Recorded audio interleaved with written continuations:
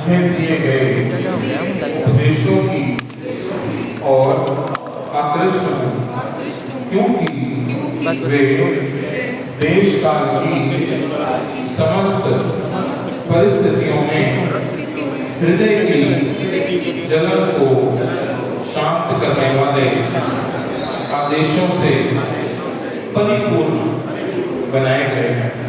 तात्पर्य जगतगुरु श्रील प्रभुपाद द्वारा जगतगुरु श्रील प्रभुपाद की तो तात्पर्य जो है इसका लंबा है काफी, तो हम इसको साथ साथ ही समझने का प्रयास करेंगे। ओम अज्ञानतिमिरन्धस्य ज्ञानाञ्जनं शलाकया चक्षुर्मिलितं येन तस्मै श्रीगुरुवे नमः।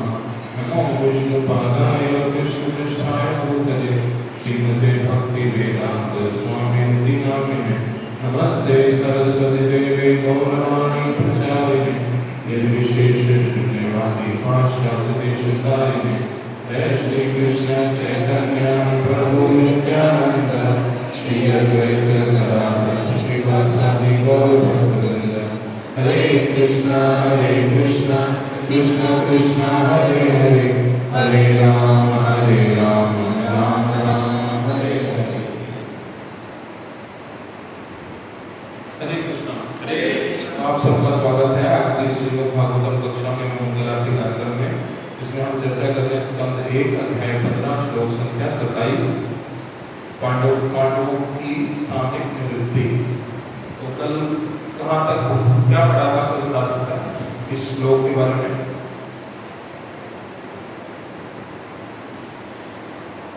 श्लोक में क्या पढ़ा था? प्रभु जी ने 27 श्लोक ही लिया था, थोड़ा सा श्लोक शुरू किया था। मतलब संवाद चल रहा है युधिष्ठिर और अर्जुन जी के बीच में। अर्जुन जी बेसिकली कह रहे हैं कि कृष्ण जी के जाने से उनको कितनी उनमें चेंजेस आए हैं। वो कह रहे हैं कि उन्होंने जो उनको ज्ञान दिया था, मतलब श्रीमद् भगवद गीता का जो ज्ञान दिया था, उनकी तरह वो अकृष्ट हैं। कैसे कि वो ज्ञान ऐसा है कि उन्होंने वो दिया कि जब वो थे तब भी उनको सारा कुछ ज्ञान मिला, और जब वो ना भी हो तब भी सारी मनुष्य जाति को, आगे आने वाली पीढ़ियों को ज्ञान समझ आ सके।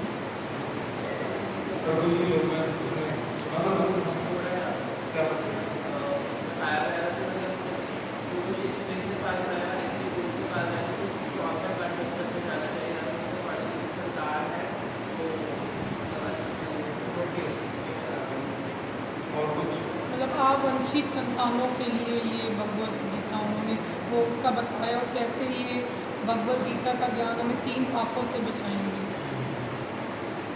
तो इसका जो है 2 पैराग्राफ हमने कल लिए थे, प्रभु जी ने जैसे बताया, इसका तात्पर्य लंबा है। अब हम आगे से आगे देखेंगे।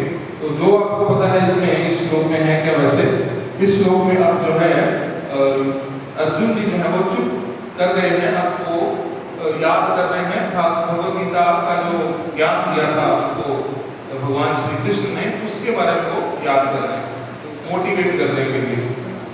ठीक है ना?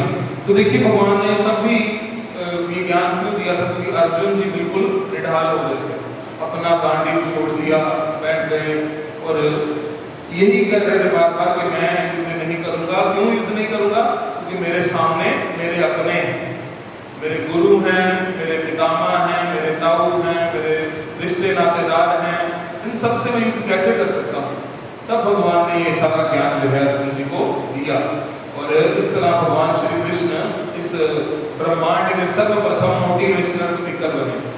ठीक है ना? बने कि नहीं बने? मोटिवेट किया ना। तो आजकल देखिए सो कॉल्ड मोटिवेशनल स्पीकर्स हैं, वो क्या करते हैं, भगवान के ज्ञान को चुरा चुरा कर उसमें से निकाल कर हमें देते हैं, और हम समझते हैं कि ये बड़े ज्ञानी हैं। लेकिन असली ज्ञान जो भगवद गीता का, उसको हम अपने घर में रखते हैं लेकिन पढ़ते कभी नहीं। ऐसा कहा जाता है कि पहले भी कथा में वार्तालाप हुई थी, इस पुरुषोत्तम मास में जो 15वां अध्याय इस पुरुषोत्तम योग जिसका नाम है, इस भगवद गीता का पढ़ता है, उसको निष्ठा से 1 श्लोक रोज, तो कंटिन्यूसली इसको पढ़ने पर वो ब्रह्मा या इंद्र की पदवी को प्राप्त कर सकता है। ये हमने पहले भी पढ़ा था। तो इसलिए इस 15वें अध्याय को जरूर पढ़ना चाहिए इस पुरुषोत्तम मास में। और भगवद गीता तो जो सारी दिव्य है, चाहे 15वां पढ़ लीजिए, चाहे शुरू से पढ़ लीजिए सारी, तो इसको रूटीन में पढ़ना चाहिए, सुनना चाहिए, ठीक है ना, जिससे हमें बड़ा लाभ होगा। और देखिए सबसे बड़ी एक बात ये है कि हम जब भी भगवत गीता को पढ़ते हैं तो ठीक है ना, तो ये भगवत गीता भी हमें कौन सुना रहा है? कितनी बड़ी मिसअंडरस्टैंडिंग, कौन सुना रहा है? कौन सुना रहा है भगवत गीता? श्री कृष्ण जी। नहीं, ये यहाँ प्रभुपाद, यहाँ प्रभुपाद जी को लिखा है ना, हम पढ़ रहे हैं, सुना कौन सा है? श्री कृष्ण नहीं, ये भी एक देखिए रहस्य है। संजय जी। हाँ, संजय जी सुना रहे हैं। तो आज तक हमें यही नहीं पता कि भगवत गीता सुना कौन रहा है, लेकिन वो ज्ञान भगवान का है। भगवान किसको सुना रहे हैं? अर्जुन को। हम भी उसमें संविधान मतलब भगवान अर्जुन के माध्यम से हमें बताना चाहते हैं, लेकिन असल में सुना कौन रहा है? संजय उवाच। संजय जी सुना रहे धृतराष्ट्र को, अब ऐसा हो गया, वैसा हो गया, सारी ऊपर, क्योंकि पहला श्लोक क्या है?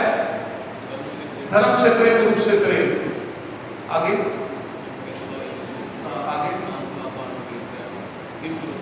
मामा का पांडवाश्चर्य, मतलब मेरे और पांडव के पुत्र मिलकर क्या कर रहे हैं वहां पर बताओ। मतलब उसने क्वेश्चन पूछा पहले श्लोक में, और इसका रिप्लाई सारा भगवत गीता जो है वो कौन दे रहा है? संजय जी। तो हम संजय जी से सुन रहे हैं, लेकिन भगवान का ज्ञान है, इसलिए ये कभी भी जो है असाधारण नहीं होता, ये हमेशा ही दिव्य रहता है, चाहे भगवान के बाद कोई भी इसको बोलता रहे। तो इसी प्रकार से ये दिव्य ज्ञान ऐसे ही चलता रहा परंपरा के माध्यम से। तो हमने संजय जी से सुनते हैं, लेकिन प्रभाव हम पर उतना ही होगा कि भगवान ने केवल और केवल अर्जुन जी के लिए नहीं, या बल्कि पूरे संसार और आने वाले इस कलयुग में हम जैसे लोगों के लिए दी है। अब देखिए भगवान चाहते थे कि मेरी वाणी जो है वो रिकॉर्ड हो, मेरी वाणी। अब बार बार तो नहीं बोलेंगे भगवान आकर के, अब दोबारा से हम कलयुग में आए हैं तो हम चाहें कि भगवान दोबारा आए, फिर बोलेंगे, फिर सुनेंगे, फिर समझेंगे, फिर इस पर अमल करेंगे। नहीं, भगवान ने रिकॉर्ड इसलिए करवाई ताकि हम इसको पढ़ के लाभ ले सकें। भगवान ने इसकी रिकॉर्डिंग इसलिए इसको क्या कहा जाता है? श्रीमद् भगवद गीता यथार्थ, एज इट इज, जैसे भगवान ने बोली ये वैसे ही। और भगवान के बोलने से पहले भी जब भगवान ने सूर्य देव को ज्ञान दिया था, तब से चली आ रही ये सभी परंपरा के बाद। इसलिए भगवत गीता जो है दिव्य तो दिव्य है, और उसका ही जो ग्लोरिफिकेशन है अब अर्जुन जी कर रहे हैं। तो आप पढ़ेंगे, कोई भी श्रद्धालु मनुष्य जो भव बंधन से मुक्त होने का इच्छुक रहता है, वह श्रीमद् भगवत गीता से बहुत आसानी से लाभ उठा सकता है।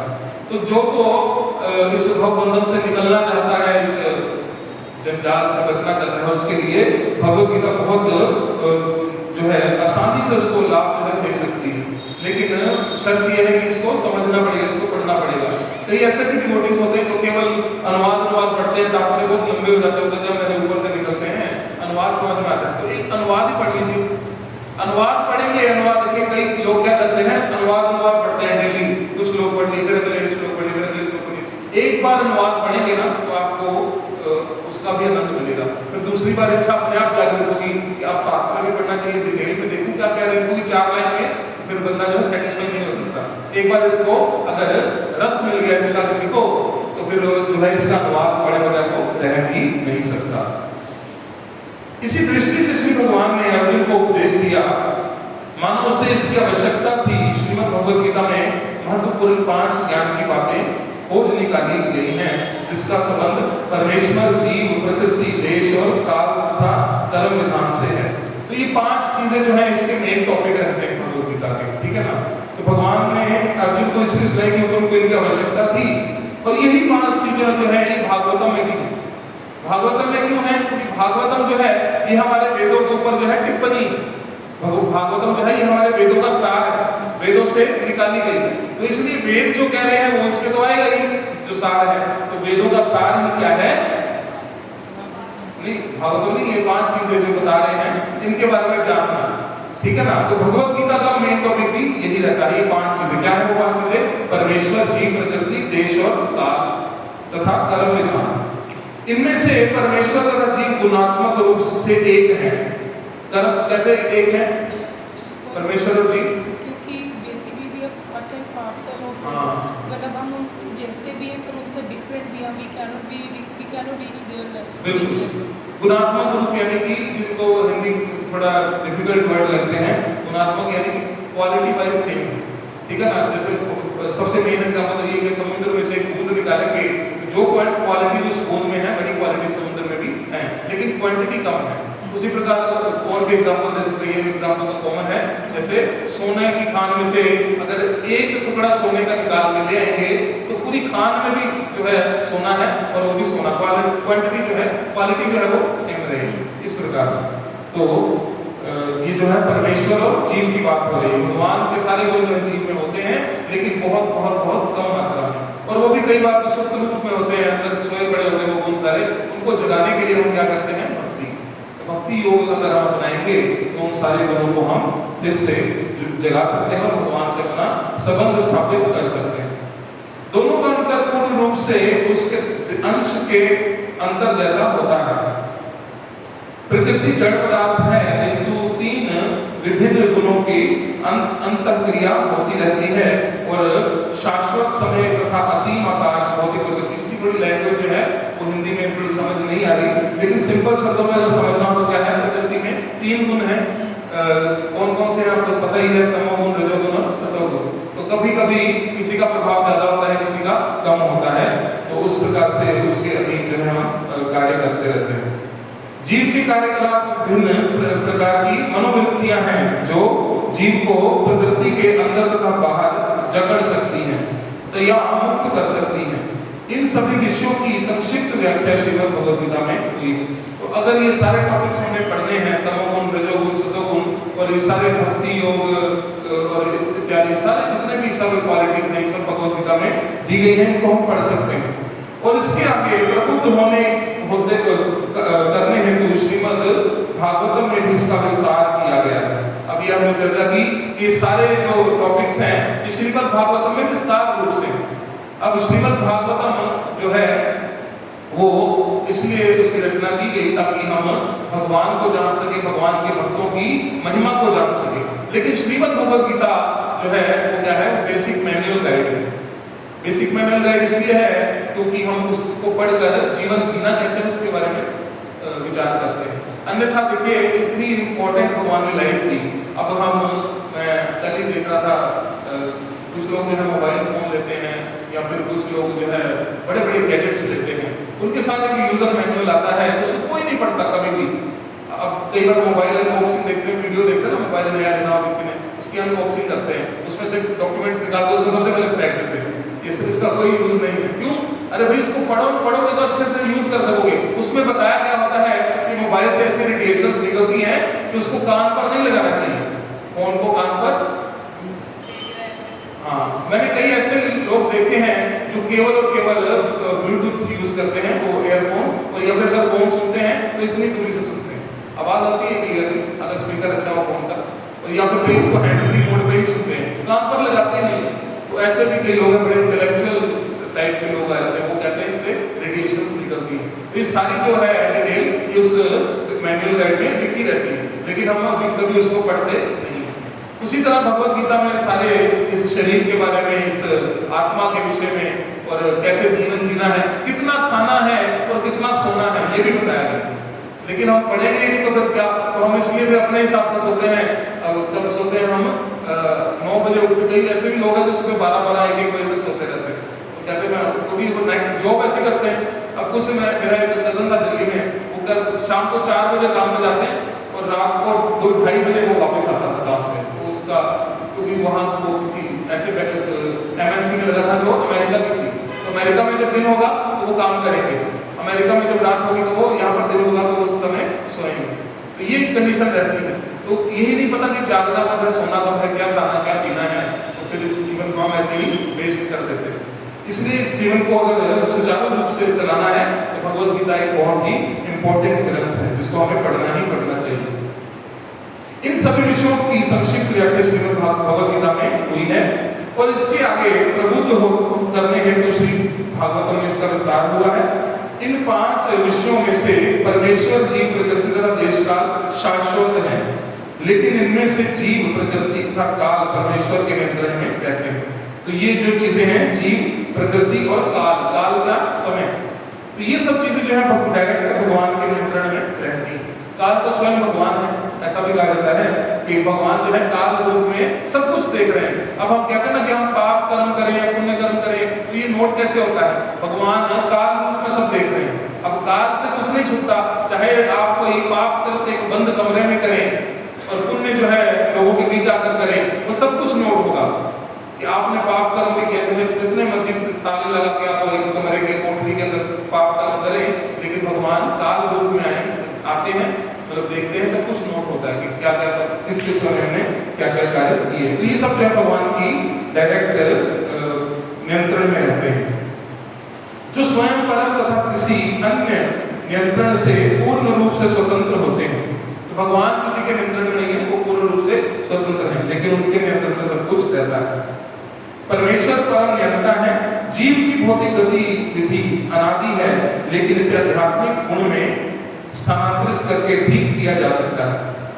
अब इसके बारे में क्या कह रहे हैं प्रभुपाद जी कि जीव की जो भौतिक गुणात्मक प्रतिक्रिया है, नहीं, जीव की भौतिक गतिविधि अनादि है। इसका मतलब क्या? भौतिक गतिविधि मतलब जीव जो है अनादि काल से भोजन कर रहा है, सो रहा है, सारे काम जो है अनादि काल से करता है।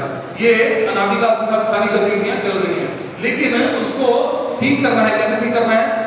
कोई भी काम करना है तो भगवान के सेवा के लिए करना है। जैसे कोई अपनी इंद्रियों को भगवान की सेवा में लगाना, अगर उसको उठना है तो भगवान के लिए उठना है, अगर कुछ खाना है तो प्रसाद खाना है, सब अगर चीजें हम भगवान से जुड़े तो क्या होगा? लेकिन इसे आध्यात्मिक गुण से स्थानांतरित करके ठीक किया जा सकता है। मतलब अभी ये ठीक नहीं है, क्योंकि हम जो भी खाते हैं बिना भोग लगाए वो पाप खाते हैं। ठीक कैसे हो गया? तो ये सब कुछ क्या है? गलत है। चाहे ये अनादिकाल से चली आ रही है, चाहे ये अनादिकाल से, अनादिकाल पहले भी लोग क्या करते थे? सोते थे, जब भूख लगती थी तब खाते थे, चाहे उनको नॉलेज कुछ नहीं थी। जैसे आदिवासी हो गए या कुछ भी मान लीजिए आप, अगर कोई भी ज्ञान नहीं था फिर भी वो खाते थे ना, तो उनको पता है भूख लगी है। तो इसलिए ये सारी चीजें अनादिकाल से हैं, लेकिन इनको ठीक कैसे करना है? आध्यात्मिकता से जोड़ के। अब भी हम सब कुछ करते हैं, खाते हैं, पीते, सोते हैं, एंजॉय करते हैं, लेकिन अगर वो सारे काम हम भगवान की प्रसन्नता के लिए करेंगे तो उसको ठीक किया जा सकता है, ऐसा प्रभुपाद जी कह रहे हैं। है सब कुछ ये गलत। इस प्रकार ये भौतिक गुणात्मक प्रतिक्रियाओं में नहीं रह जाती, तो फिर ये भौतिक नहीं रह जाती। ठीक है ना? थोड़ा सा फिलॉसफी ज्यादा है, लेकिन समझने का प्रयास करेंगे तो समझ आएगा आराम से कि ये सारे गुण जो हैं भौतिक नहीं रहते अगर हम इनको भगवान के साथ जोड़ देंगे। सारे गुण श्री भगवान तथा जीव दोनों प्रबुद्ध हैं और उनकी पहचान जीवित शक्ति के रूप में होती है। ये तो नॉर्मल बात है। जीवित शक्ति मतलब हम जीव हैं और हमें जान है, चलते फिरते हैं, सब कुछ है, तो इसलिए हम क्या है? भगवान की जीवित शक्ति के रूप में जो है हम हैं। लेकिन प्रकृति की अवस्था जिसे महत्त्व कहते हैं, उसके अंतर्गत जीव को श्री भगवान से अलग समझने की गलती करता है। श्री भगवान से अलग समझने की गलती करता है। तो भगवान से अलग समझने की जो हम गलती करते हैं अपने आप को महत्त्व के अंतर्गत, तो ये जो है हम गलती करते हैं। इससे क्या होता है? हम इस भौतिक संसार में गिरते हैं। वैदिक शास्त्रों की पूरी योजना ऐसी भ्रांति धारणा को निर्मूल करने के निमित्त है और इस प्रकार जीव को भौतिक पहचान के भ्रम से युक्त करती है। भौतिक पहचान मतलब मैं इंडियन हूँ, मैं गोरा हूँ, मैं काला हूँ, मैं ऑस्ट्रेलियन हूँ, मैं अमेरिकन हूँ, ये सब जो है ये क्या है? भौतिक पहचान के भ्रम या मोह। तो इस मोह से जो छूटता है वही भगवान के, वही मुक्त हो सकता है, वही भगवान के धाम वापस जा सकता है। जब ये भ्रम ज्ञान तथा वैराग्य से समूल नष्ट हो जाता है, तब जीव कर्ता तथा भोक्ता दोनों का उत्तरदायित्व संभालता है। तो इस अज्ञान से हमें बचना है। क्या? कि मैं गोरा हूँ, मैं काला हूँ, मैं इंडियन हूँ, अमेरिकन हूँ। तो प्रभुपाद जी अपने लेक्चर में कहते हैं कि हमें यही सोचना चाहिए कि मैं जीवात्मा हूँ और मेरी सेवा, मेरा धर्म है वो है भगवान की सेवा करना। इसके अतिरिक्त कुछ नहीं सोचना। अगर हम इसके अतिरिक्त सोचेंगे तो हम किसी भ्रांतियों में पड़े रहेंगे। क्या? इस भौतिक पहचान में कि मेरी पहचान ये है, मैं इंडिया से बिलोंग करता हूँ, मैं एक साइंटिस्ट हूँ, मैं फलाना हूँ, मैं ये सब जो है चीजें क्या करती है? हमें भगवान को समझने में रुकावट पैदा करती है।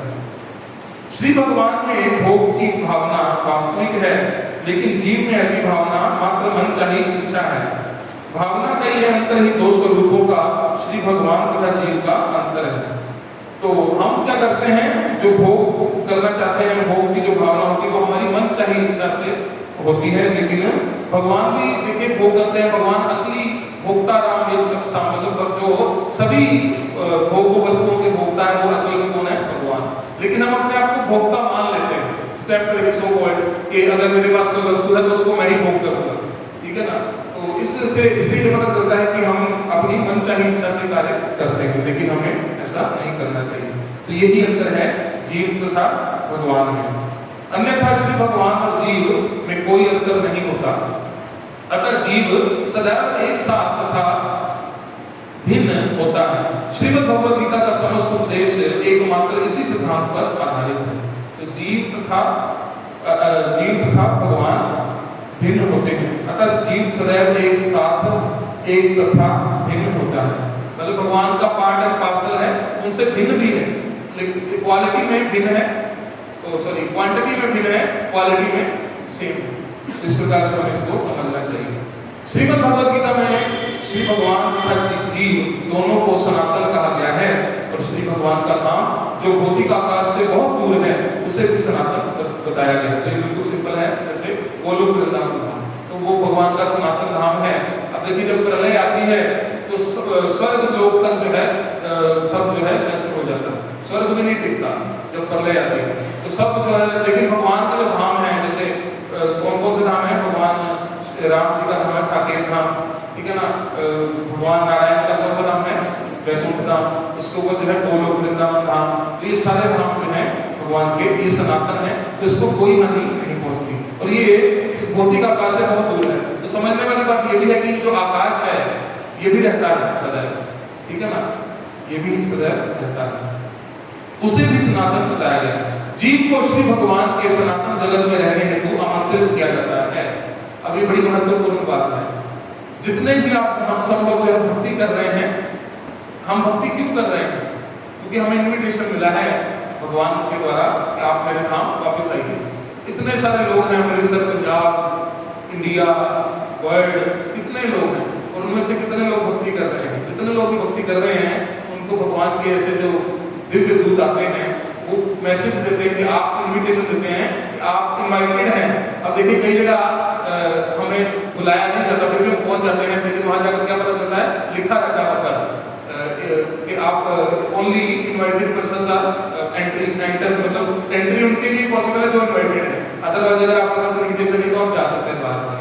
उसी प्रकार गोलोक वृंदावन धाम में एंटर करने के लिए भी इन्विटेशन चाहिए, और हम सबका इन्विटेशन यहाँ से प्रूफ होता है कि हम यहाँ पर बैठकर कथा सुन रहे हैं, या मंगल आरती आ रहे हैं, मंदिर आ रहे हैं रोज, ये हमारा इन्विटेशन हमें मिल चुका है, ठीक है ना। या फिर कुछ लोग जो है दीक्षित भी हो चुके हैं, इसका मतलब भगवान ने इन्विटेशन दे दिया है, लेकिन हम क्या करते हैं, उसको इन्विटेशन को रिजेक्ट करते हैं, हमने नहीं आना, भगवान के नाम नहीं जाना, और अपनी मनमर्जी चलाते हैं।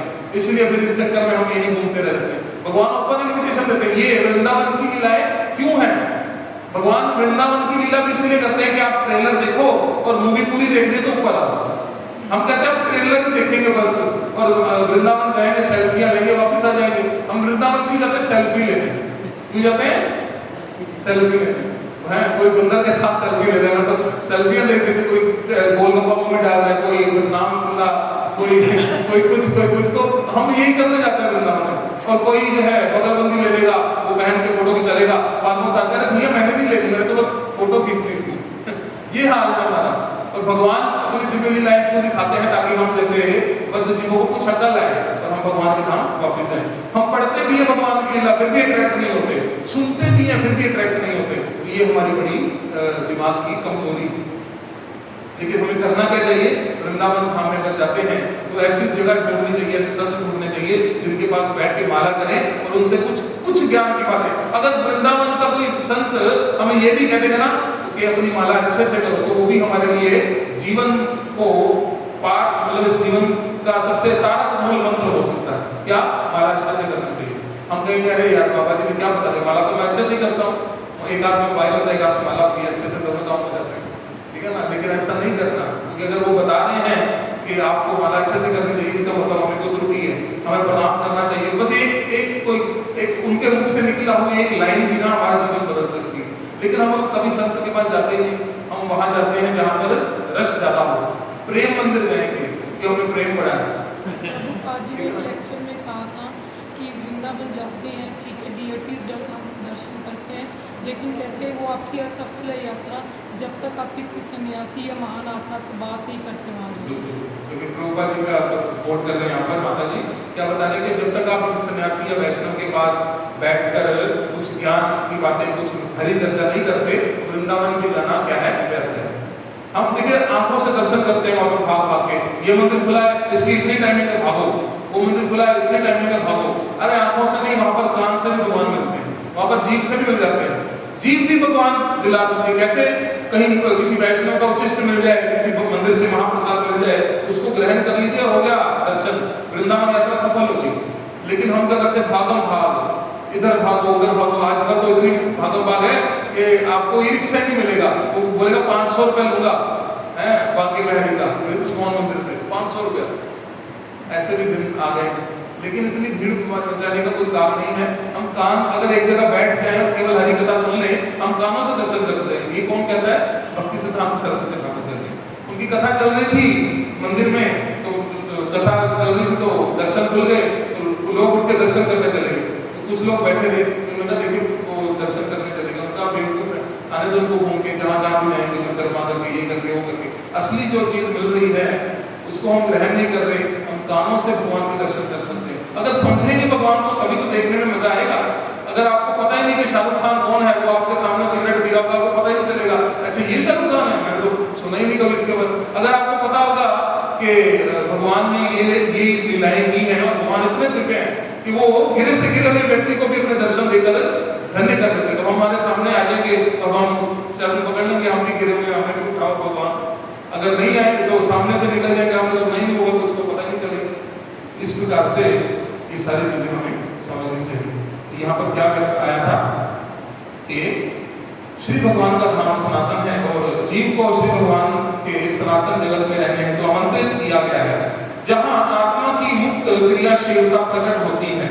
उस श्री भगवान के धाम में पहुंचने की विधि को सनातन धर्म कहा जाता है। तो सनातन धर्म की डेफिनेशन दी गई है इस श्लोक में। लोग कहते हैं ना आपका धर्म कौन सा है, हम कहते हैं हिंदू। हिंदू धर्म नहीं है, सनातन धर्म, ठीक है ना। हिंदू हमने बोल दिया उस जो है, लेकिन फिर भी सनातन धर्म इज अवर मेन रिलीजन। तो इसको भी कोई भी पूछे आपका धर्म कौन है, तो सनातन धर्म है। तो सनातन धर्म ये जो है एक विधि है भगवान तक पहुंचने की। तो ये कोई मामूली चीज नहीं है, कोई कहता है आप सनातनी है, आप सनातनी है, तो सनातन एक विधि है जो जिससे हम भगवान के धाम वापस जा सकते हैं। ये प्रभुपाद जी बता रहे हैं। किंतु भौतिक पहचान की भ्रांत धारणा से मुक्त हुए बिना कोई भगवत धाम नहीं पहुंच सकता। अब भ्रांत क्या है कि मैं तो अपना मेरा नाम तो जो भी नाम अपना बता करके, मैं तो इस सरनेम का हूँ, मैं तो मेहता हूँ, मैं तो गुप्ता हूँ, मैं तो बनिया हूँ, मैं तो इंडियन हूँ, मैं ऑस्ट्रेलियन हूँ। ये सब चीजें अगर ऐसी जातिवाद में, इस भौतिकतावाद में पड़े रहेंगे, इस भ्रांति में, तो कभी भी भगवान के धाम पहुंचा नहीं जा सकता। तो इसके लिए एक ही रियलाइजेशन करनी पड़ेगी कि मैं जो हूँ एक आत्मा हूँ और मैं भगवान का नित्य दास हूँ। बस ये दो चीजें अगर हम अपने पल्ले बांध लेंगे तो फिर हम भगवान के धाम जा सकते हैं, अन्य कोई रास्ता नहीं। श्रीमद् भगवद गीता हमें सिद्धि की इस अवस्था को प्राप्त करने के सूत्र उपलब्ध करती है। भौतिक पहचान की भ्रांत धारणा से मुक्त होने की अलग अलग अवस्थाओं में सकाम कर्म से लेकर अनुभव सिद्धि दर्शन, भक्तिमय सेवा तथा दिव्य अनुभूति कहलाती है। ऐसी दिव्य अनुभूति तभी संभव है जब उपयुक्त संपूर्ण बातें श्री भगवान से जोड़ दी जाएं। तो ये सारी बातें अगर हम भगवान से जोड़ देंगे तो तब हम जो है भगवान की इस धारणा से मुक्त हो सकेंगे। अन्यथा क्या करेंगे, हम अपने आप से जोड़ के रखेंगे कि मैं इस देश का वासी हूँ, ये हो सकता। अगर सब कुछ भगवान से जोड़ेंगे तब इस धारणा से मुक्त हो सकते हैं। सारी भूमि माधव की, लेकिन कुछ मेरा कुछ भी नहीं है। अगर मैं ऑस्ट्रेलिया में, अमेरिका में भी हूँ तो वो भी किसकी भूमि है? भगवान की भूमि है। वो भी अलग तो नहीं है ना अमेरिका। वो आजकल जो है माइंड वॉश करने के लिए अलग अलग चीजें बताते हैं। एक मूवी आई थी उसमें बताते हैं, आप सबने देखी होगी, नाम क्या लेना सोच पे, तो व्यक्ति जाता है पाकिस्तान है, पाकिस्तान में वो व्यक्ति कहता है अच्छा आपके हनुमान जी यहाँ पर भी काम करते हैं। तो हनुमान जी को क्या है, देखिए हनुमान जी मतलब क्या मजाक बना के रख दिया ना एक हिसाब से सनातन का। हनुमान जी तो हर जगह ही अवेलेबल है, वो चिरंजीवी, ठीक है ना, चिरंजीवी जो है वो हर जगह अवेलेबल है। सारी भूमि ही भगवान की है, तो उनके दूध भी कहीं हर कहीं विचर सकते हैं। तो इसलिए इस तरह से हमारा क्या किया जाता है, माइंड वॉश किया जाता है। कि भगवान जो है केवल भारत में ही काम करते हैं, अमेरिका में नहीं करते। नरसिंह भगवान कभी कहीं भी प्रकट हो सकते हैं। अगर कोई भक्त उनका अच्छे तरह से प्रार्थना करे, नरसिंह आरती गाए, तो अमेरिका का, ऑस्ट्रेलिया का भगवान के लिए तो आना ही है। उनके लिए तो ये भूमि जो है, जो है इसको क्या कहते हैं, क्या कहते हैं इसको, पाप, क्या कहते हैं इसको, इस भूमि को क्या कहते हैं, धरती को धरा तामनी, क्या कहते हैं इसको, दुखालय भी कहते हैं। कौन वर्ड है, याद नहीं आ रहा है, नहीं वो भी एक वर्ड और है, तो याद नहीं आ रहा, चलो बाद में याद आ जाएगा। वेदों द्वारा निश्चित मनुष्यों को कर्तव्य बद्ध जीवन के पापी मन को धीरे धीरे शुद्ध करते हैं और उसे ज्ञान की अवस्था तक ले जाते हैं। तो वेदों द्वारा निर्दिष्ट मनुष्यों को के कर्तव्य बद्ध जीव के पापी मन को धीरे धीरे शुद्ध करते हैं। तो ये वेद जो है, श्रीमद् भगवद गीता, श्रीमद् भागवतम, ये धीरे धीरे हमारे मन को शुद्ध करते हैं और हमें इन सब चीजों से ऊपर ले जाते हैं। ज्ञान प्राप्त करने की शुद्ध अवस्था श्री भगवान की भक्ति में सेवा का आधार बनती है। तो देखिए, ज्ञान प्राप्त अगर किसी ने करना है, उसका आधार भी क्या है, भगवान की शुद्ध सेवा। भगवान की सेवा करने से धीरे धीरे सारे ज्ञान मिल जाते हैं। कल ही मैंने एक कोटेशन पढ़ी, उसको मैंने अपने स्टेटस पे भी लगाया था कि क्या था वो भी भूल गया मेरे को, ज्ञानी खाए होते और चतुर हो जाए चौपट, ऐसे कुछ था। लेकिन भोला जो है वो, भोला भक्त जो है वो नारायण को पा जाता है, ऐसे कुछ था, लाइन्स में भूल जाता हूँ। तो जब तक मनुष्य जीवन की समस्याओं का समाधान ढूंढता रहता है, तब तक उसकी जानकारी ज्ञान या शुद्ध ज्ञान कहलाती है। किंतु जीवन के वास्तविक समाधान की अनुभूति होने पर मनुष्य श्री भगवान की भक्ति में सेवा में लग जाता है। देखिए, सारी उम्र मनुष्य इन भौतिक समस्याओं का हल ढूंढता रहता है।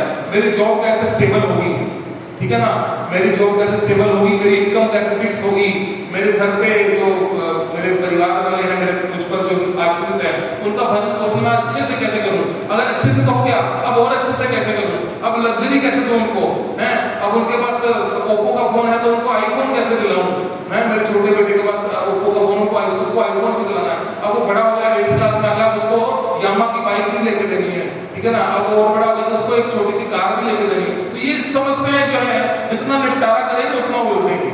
तो असली समस्या का समाधान क्या है कि मुझे बुढ़ापा क्यों आ रहा है, मैं बूढ़ा क्यों हो रहा हूं, इसका समाधान आज तक बुद्धिजीवी भी नहीं ढूंढ पाए। व्यक्ति बूढ़ा होता है, लेकिन पहले क्या करता है मनुष्य, पहले हेल्थ खर्च करके पैसे कमाता है। 30 साल से लेकर 50 साल तक अपने शरीर को खर्च करता है और पैसा कमाता है। फिर उसके बाद क्या करता है, 50 के बाद पैसे खर्च करता है और शरीर कमाता है। लेकिन वो शरीर वापस नहीं आता जो एक बार निकल गया। क्यों? क्योंकि पैसे बहुत कमा लिए, लेकिन जब जो शरीर जो चला गया उसको वापस नहीं आएगा। तो इसका असली समाधान क्या है, मैं बूढ़ा हो रहा हूँ, बीमारी आ रही है, एक दिन मैंने मर जाना है, तो इसका समाधान ढूंढने के लिए मुझे भगवान की सेवा करनी ही पड़ेगी। एक बार भगवान की मैंने सेवा की, तभी मैं इन जंजालों से निकल पाऊंगा और सारी समस्याओं का समाधान हो जाएगा। तो ये जो है प्रभुपाद जी यहाँ पर बता रहे हैं। असली समस्या का कोई समाधान ढूंढने में राजी नहीं है, कोई नहीं ढूंढना चाहता। क्यों? क्योंकि माया का कितना प्रभाव है कि हम इसी में उलझे रहते हैं। और माया चाहती है कि उलझे रहें, अपना पुत्र, अपनी पत्नी, अपने बच्चे, अपना घर, अपना परिवार, इनको कुछ करते रहे, माया की बेड़ी पड़े रहे ग्राम पर, कभी हम इससे ऊपर उठ ही ना पाए। तो आगे क्या है, बस ये लास्ट पैराग्राफ पूरा होने वाला है इसमें। किंतु जीवन में वास्तविक समाधान की अनुभूति होने पर मनुष्य श्री भगवान की भक्ति में सेवा में लग जाता है। जब अनुभूति होती है कि अब तो मैंने कितना टाइम वेस्ट कर लिया, अब फिर अकल आती है, फिर भगवान की सेवा में आता है। शुरू में नहीं आता, ठीक है ना, हमें शुरू में आना चाहिए। 5 साल की अवस्था से भक्ति शुरू कर देनी चाहिए। ये माता पिता का कर्तव्य है। अगर बच्चे को, संतान को इस संसार में लाए हैं तो उसको जन्म मृत्यु के चक्कर से निकालने की जिम्मेवारी हमारी है। प्रभुपाद जी स्पष्ट शब्दों में कहते हैं, देखिए किसी को गुस्सा लगे तो फिर कोई बात नहीं इसमें, लेकिन प्रभुपाद जी कहते हैं अगर आप अपने बच्चों को इस जन्म मृत्यु के चक्कर से निकलने की शिक्षा नहीं दे सकते तो आपको माता पिता नहीं बनना चाहिए, आपको माता पिता नहीं बनना चाहिए। ये प्रभुपाद जी के शब्द हैं। भक्ति श्रीमद् भगवद गीता का शुभारंभ जीवन की समस्याओं से होता है। तो देखिए समस्याओं से शुरू होता है, और जिसमें पदार्थ के तत्वों को आत्मा से अलग करके देखा जाता है, और हर तरह से यह सिद्ध किया गया है कि आत्मा सभी परिस्थितियों में अविनाशी है और पदार्थ मन तथा शरीर रूपी बाह्य आवरण परिवर्तित होकर फिर से दुखों भरे संसार में आते हैं, इस संसार में आते हैं। इससे में क्या देखिए, बार बार जीवात्मा इस संसार में आती है और बार बार उसकी जो परिवर्तित होकर आती है, कभी एक जैसा फेस नहीं रहता, कभी स्त्री के चोले में, कभी पुरुष के चोले में, कभी जीवात्मा जो है अलग अलग योनियों में भटकती है, लेकिन आती है। क्यों? जब तक हम इस चक्कर से बाहर नहीं निकल जाते तो ये जो रेपिटेशन है, जो बर्थ एंड डेथ, ये चलता रहता है। ये प्रभुपाद जी हमें समझा रहे हैं। अतएव श्रीमद् भगवद गीता में विभिन्न प्रकार के कष्टों को समाप्त करने हेतु अर्जुन ने इस महान ज्ञान का आश्रय लिया। अब अंत में फिर से टॉपिक पर आ गए हैं प्रभुपाद जी, क्या कि इस महान ज्ञान का आश्रय अर्जुन ने इसीलिए किया ताकि ये सारी कंफ्यूजन जो है खत्म हो जाए। तो क्यों? वो क्या कह रहे थे, मेरे ताऊ जी हैं, मेरे ये हैं, मेरे वो हैं, मेरे पितामह हैं, तो मेरा मेरा मेरा मेरा मेरा कर रहे थे। तो भगवान ने कहा तू नहीं मारेगा तो मैंने तो मार ही दिया, मैं तो तेरे को क्रेडिट देना चाहता हूँ। ये सारी भगवद गीता का ज्ञान जब दिया तब अर्जुन जी को ये समझ में आया, इसलिए उन्होंने उस ज्ञान का आश्रय लिया जो उन्हें कुरुक्षेत्र के युद्ध से प्राप्त हो चुका था। तो ये श्लोक खत्म हो गया। देखिए, हमने थोड़ी सी मेहनत की, लेकिन समय पर श्लोक को खत्म कर दिया। काफी लंबा और काफी फिलोसॉफिकल श्लोक था, और इसको अगर आपने ध्यान से समझना हो तो एक बार फिर से आप घर जाकर पढ़िएगा, तो इसको बार बार चलना पड़ेगा। इसमें गीता का जो है एक हिसाब से महात्म दिया गया है कि अगर गीता में है क्या, और अर्जुन जी ने इसका आश्रय लिया क्यों, तो ये सब चीजें बताई गई हैं। इन्हीं शब्दों के साथ सभी का धन्यवाद। समय काफी हो गया है। अगर किसी का क्वेश्चन है तो पूछ सकता है।